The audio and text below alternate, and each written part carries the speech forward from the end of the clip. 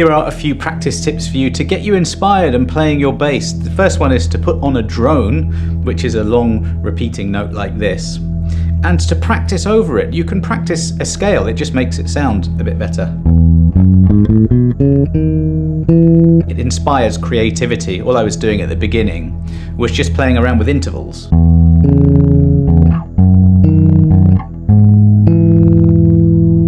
You take your scale, you start on the first note, play 6 notes away from that and you have a sixth.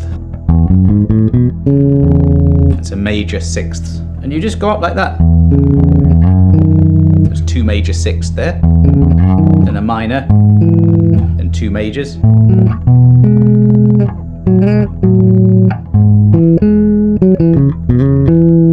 Pentatonic stuff. Next tip is to add some effects to your bass. If it sounds more musical and atmospheric to you, or to me anyway, it just makes me want to play more, like this.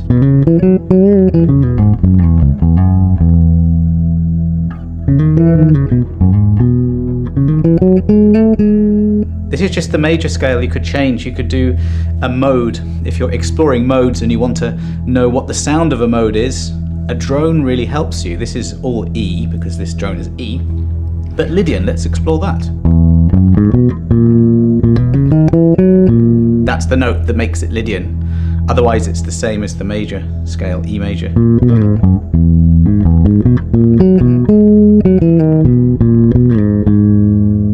The drone really helps you with that. Now we can add some rhythm and start to practice our timing.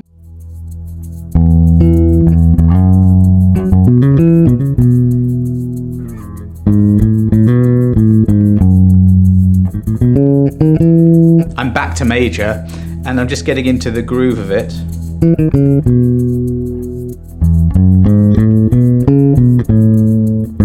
And just playing fragments of the scale up and down, but this time with a timing source.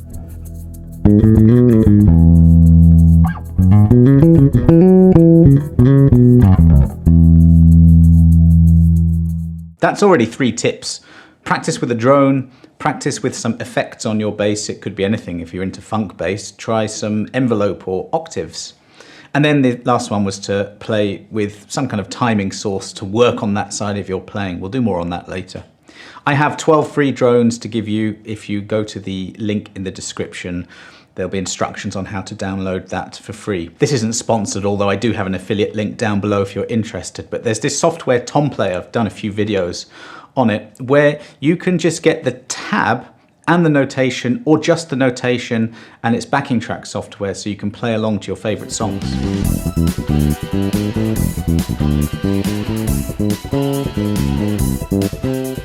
I got a question just yesterday about where to start with playing bass, and someone was suggesting, well, they were a bit lost and they didn't know what to do, learn the notes obviously, but they didn't really mention much about playing actual songs on the bass, and that's something I really recommend. Pick some easy songs, and something like Tomplay allows you to just figure out the songs, look at the tab if you have to, and just play a bass line for fun. Tip 5 is to put on a drum beat and play something and see where it takes you. I'll explain what I'm doing.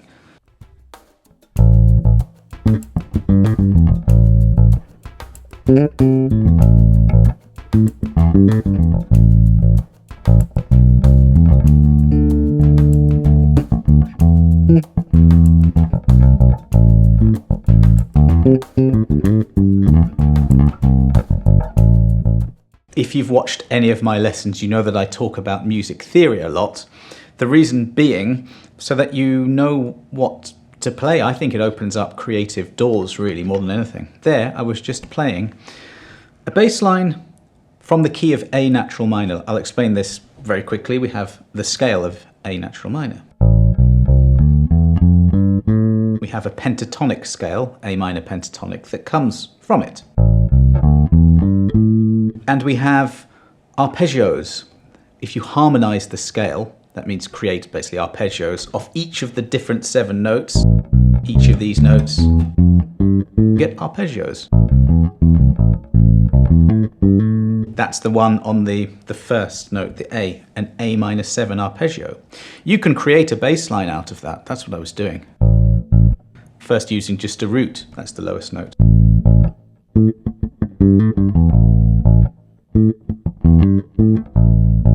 these arpeggios, these elements of theory are what you make bass lines from. You'll hear them in your favorite bass lines too. Then I'm just figuring out a groove that fits to this.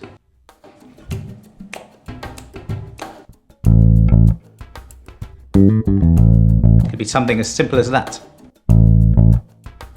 Then I can move.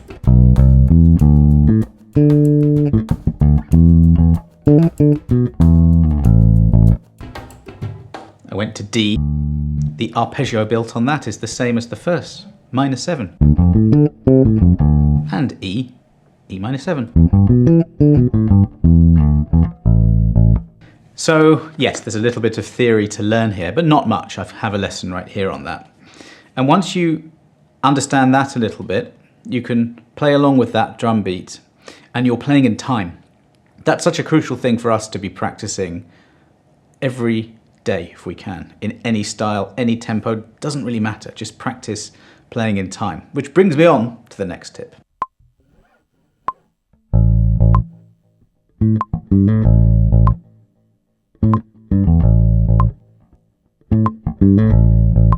Now this is a metronome that is just clicking on beats 2 and 4. So even though it sounds slow, I'm counting it like this: 1, 2, 3, 4, 1, 2, 3, 4. When you listen to a drummer, the 2 and the 4 is the backbeat. There are lots of different metronome exercises where you can place the click on different beats, and there's a lesson right here that goes through all of them. But when you don't have a beat clicking on a click on every beat, you're reliant more on your inner clock, and that's something to really work on. So if I take the same idea as before,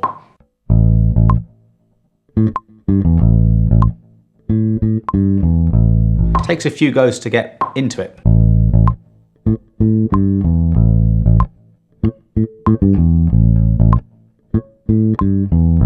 Just checking the BPM, 95 beats per minute, that is.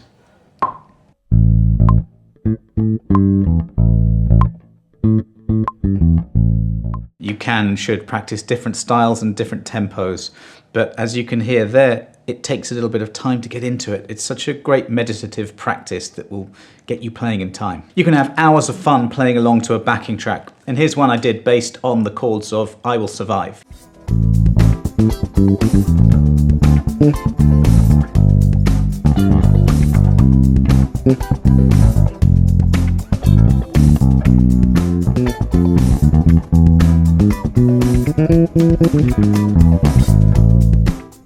That's such a great chord progression to learn because it goes through all the chords of A minor and it moves up in fourths. So it's A minor, or A minor 7, D minor 7, G dominant 7,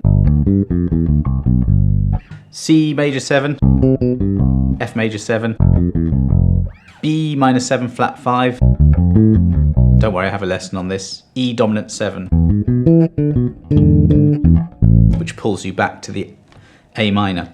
It uses every chord in that key pretty much, and it's just a fantastic one to get under your fingers. Then when you have the backing track, you can practice crafting that information into a bass line. I was very busy there. In a band situation, you wouldn't be that busy.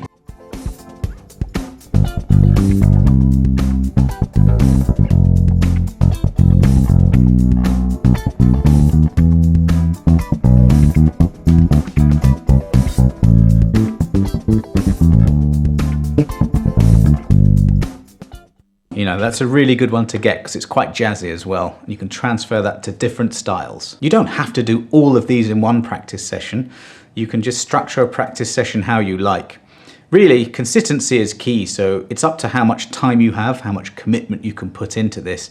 Obviously, every day is going to be good for you and as much time as you can do, but do what you can. Always have a reason for what you do. So this next exercise, kind of pretty random. I've got loads of practice tips, but this is just something I'm doing at the moment.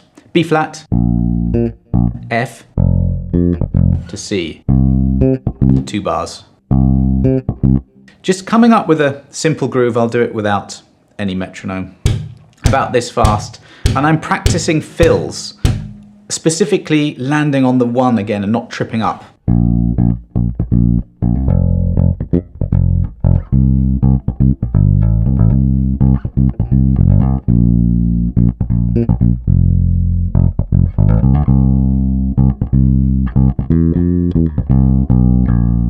See, that's the first note, the B flat. Then it goes to the F, then it goes to C, sort of in the key of F here. Again, it's knowing the notes, so that's the key that we're in, and we can use any of those notes for fills.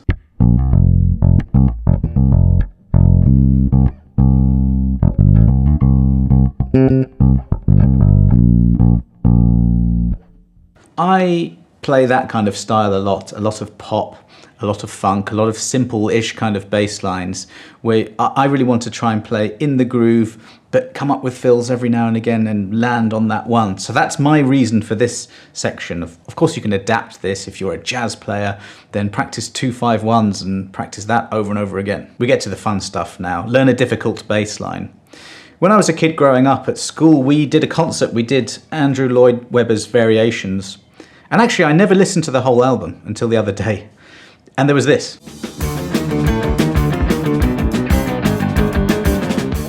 I think that's John Mole on bass or Herbie Flowers, I'm not quite sure. But I was like, I've got to learn that. So I sat down, I transcribed it, here it is. If you want me to do a lesson on this, let me know. But this is how it goes.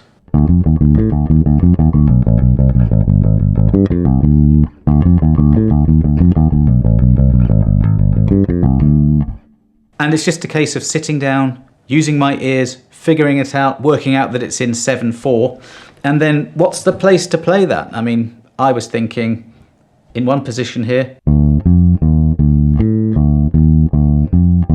Took me a while to get this. And we have a strange bit here. We have to shift. Wherever you play it, you have to do a bit of a shift. And it's just that bass line most of the way through, and there's some other really cool stuff. You know the music you like, and you also know your level. You know what's just a little bit beyond where you are now. And I think it's a good thing to aim for that. Don't frustrate yourself by going there too quickly. That's why I like to, especially if you're new to bass or you're coming back to it, learn simple stuff. But if you can handle it, push yourself. That's how you're going to get better. Similar to the last one, but it's a bit more specific now. Just listen to a song. You don't have to transcribe the whole thing. You can just extract the parts of it you like. Now, I've always loved this song, Slave to the Rhythm by Grace Jones, produced by Trevor Horn, but in this video, he's playing bass on it. And there are choice moments in the whole song, especially in the bass. Here's a couple. The wheels must turn to keep afloat. You just sit down, however long it takes, you figure it out. That little section there.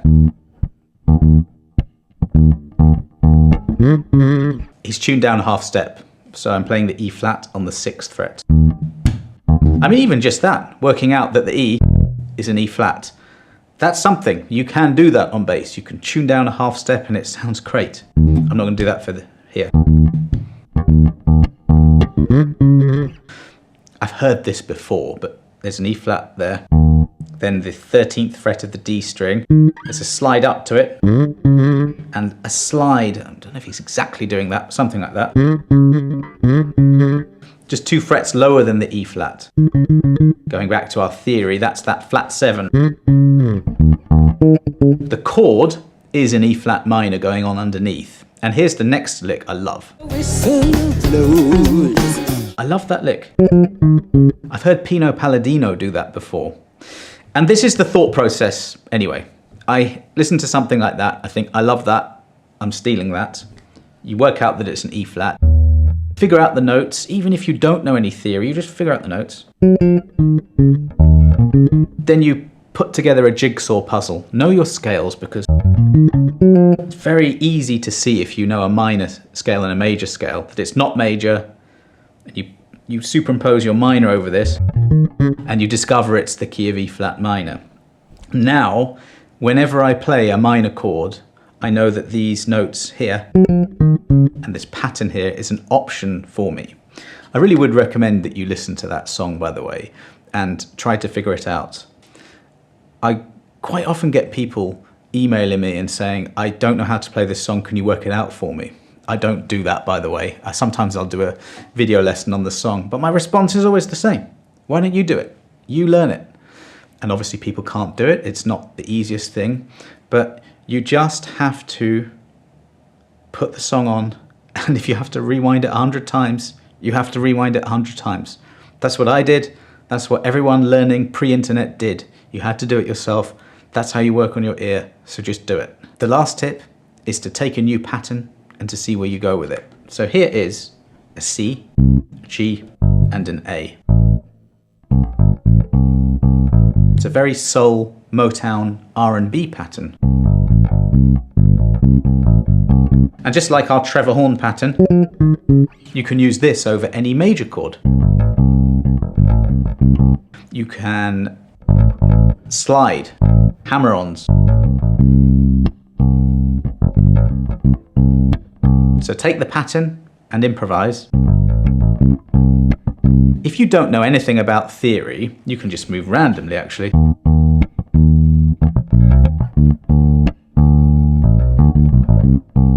And it's still going to sound good. If you do know something about theory, you can play a chord progression, so C. If we're in the key of G, C would be the 4, D would be the 5, both major. So let's use the same pattern.